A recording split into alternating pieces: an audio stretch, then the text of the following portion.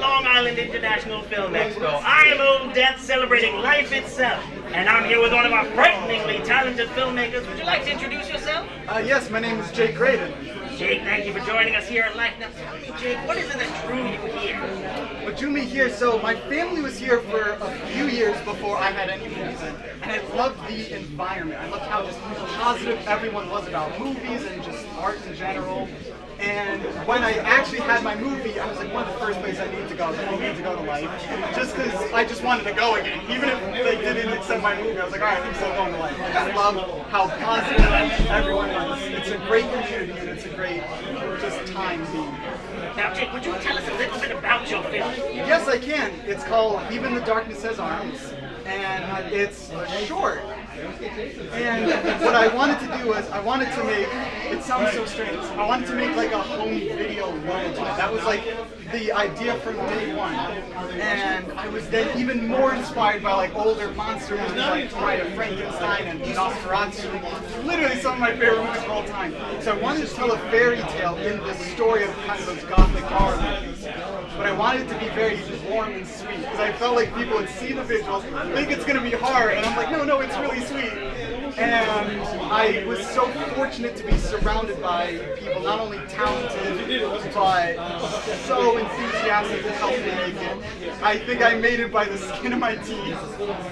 But I'm really proud of, like, I obviously have a million issues with it. I think any filmmaker has to have a million issues with everybody. But I'm so proud that everyone was able to come together, make a movie.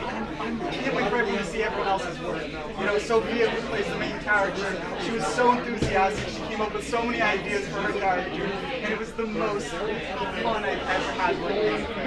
Amazing. Now, speaking as a fan myself, your film warms my cold dead heart.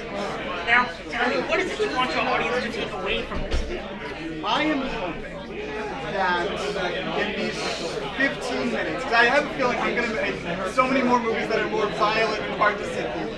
I hope that in these 15 minutes, people can just fully understand that the answer to life is always unconditional.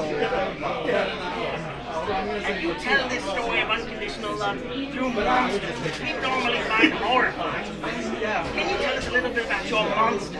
I can. So at first, in the first draft of the script, it was a little cardboard robot. Because I was like trying to be so creative and whatever. And then I found it really easy to love her. Because she was adorable. And so I was like, I need something ugly. And I even like removed, there's no eyes in her sockets. I wanted to make something that almost didn't fit. Like she has fur and like a broad deer skull. She has long elongated hands. And I thought that immediately people would just start judging her by how she looked. And then you see her and she's so warm, she's so soft with her child. It's not even her baby. And from day one, once I realized it had to be ugly and terrifying looking, I looked at one of my favorite monsters, the Wendigo. That was like the biggest jumping out point. I just love Wendigos. And I hadn't seen them represented in the way I wanted. And so I was like, all right, we're going to do a Wendigo, but it's going to be like a warm hug. It's like if a Wendigo was a warm hug. And I knew I couldn't make it like this giant, elaborate, fully realistic looking monster. So I leaned into that. And my dad, has helped me design it, and so is my brother, who's so helpful. And we decided on making it a giant puppet, and making it very obvious that it's a giant puppet, because I think you just love puppets. And I think, at first you'll probably be like, that's not real. But I didn't need it to be real. I wanted it to be alive. And I wanted it to be there in front of you. I wanted you to feel, it's why one of the first shots you see of her is her hands. I wanted you to feel like you could reach out and like hold her hands. And like you be hugged by her. We do love practical effects. I loved it. There were a few shots in it, I can actively say right now. I was like, you could probably see a light in the back. But it's like in the middle of the frame, and I was like, if I do a visual effect to remove it, it's going to just be so obvious. So I'd much rather you see a light stand and be in the moment with these two human beings than like just stare at it the whole time. Like, because it's a handheld movie, so like you can be staring at it the whole time. I love it. And like from day one, I was like, I want this to be like a puppet I on set can hold. I can just hug it, walk up to it, and just love it. Now, what was the most difficult thing about bringing your first film to life? Oh, it was the mom. It was, oh my god. So, she, I think after a while, weighed close to 10 pounds. Like the skull with the fur, there's so much flowing fur on her. She has her dress, she has her skirt, everything. And so we shot in the summer in a garage. So it got hot too. So at any given moment, my brother, who's so talented, he played the mom too. At any given moment, we knew if we needed to rip it off of them, that needed to happen. So it was designing it to look the way it needed to for the story, but also designing it practically to, work in the real life. And that was probably the hardest part. And then making it real. Because she's like part deer, part human. So we studied, my brother did so much work. He really wanted to study the movement of deer.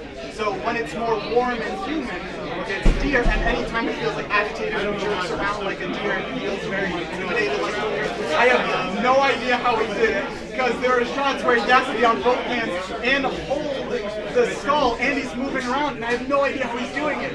I'm literally sitting here on site, it's in front of me, I'm like, this is not. You've got to admire those creature actors. It's a whole other level of acting. It is. I'm so proud of everyone. I can't wait for everyone to see it. Now, what is the most rewarding thing that you've seen from your film so far? It's getting to see. It was the look on the main character's little girl. Her name is Sophia. Bless her heart, she's the sweetest little girl. It was getting to see the look on her face when she saw her performance and saw herself disappearing through the wall. It's, Andrea, who plays her older version, getting to see her. She's wanted to be an actor for so long, and she said that no one was giving her a chance. I was like, bam, I'll give you a chance. I love hearing people change. I love working with people. I think it was just seeing everyone's reactions to seeing their hard work come to life. What do you have planned next?